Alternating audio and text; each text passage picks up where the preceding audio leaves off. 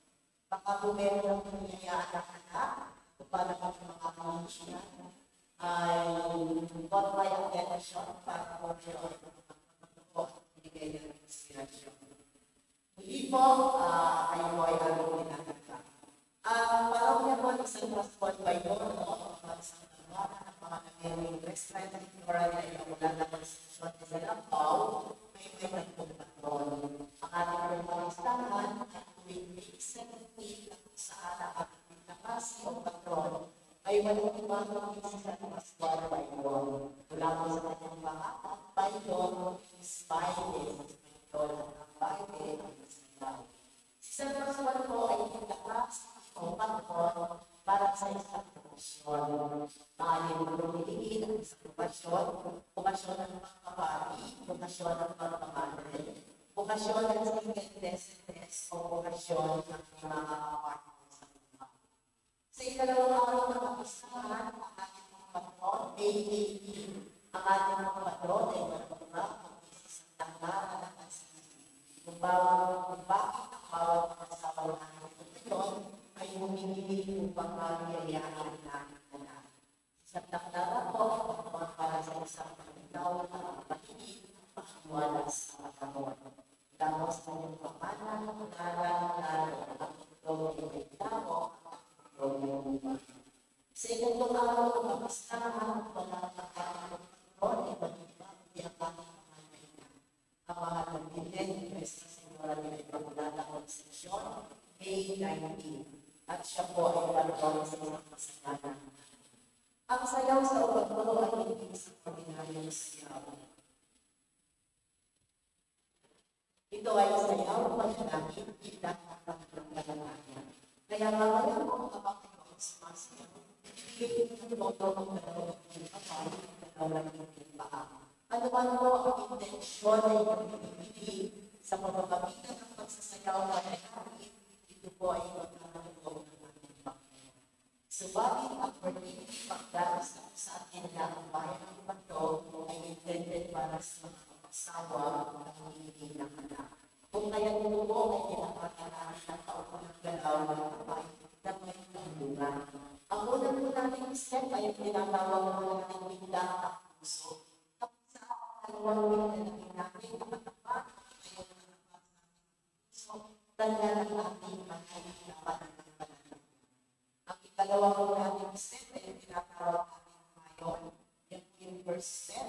Ang second step po ay tinatawag natin ngayon saan sa kababatiman ay ang pagmataas sa matis sa kalalakihan ay ang paglulog ng pagdaloy ng masagal dahil. Ang itatlo po natin step ay ang pagtutong ng saan tinataas ng ating mga kamay sa kababatiman ihawang Diyos na sinapunan.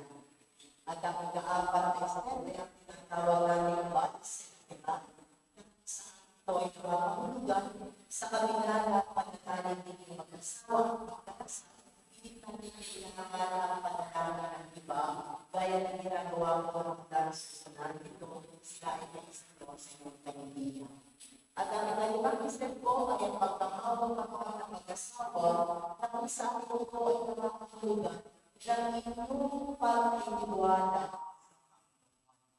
Lord, give and trust everything to you, Lord, thank you. Sa diwang naman, ako pinakamataas ang pagkakataon.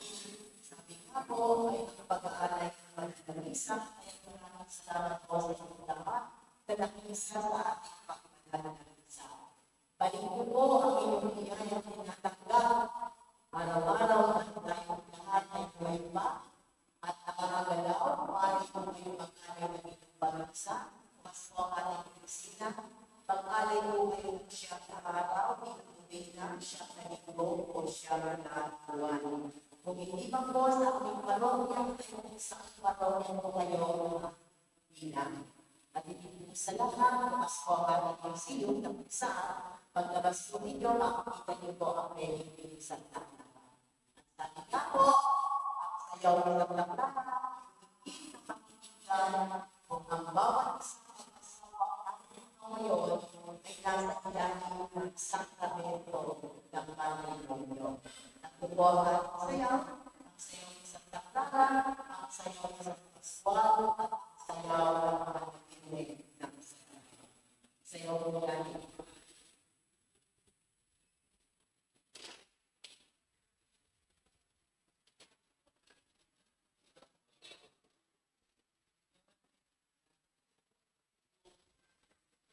Inspirasyon po ninyo, pero po tayo iyayaan na magpapatuloy.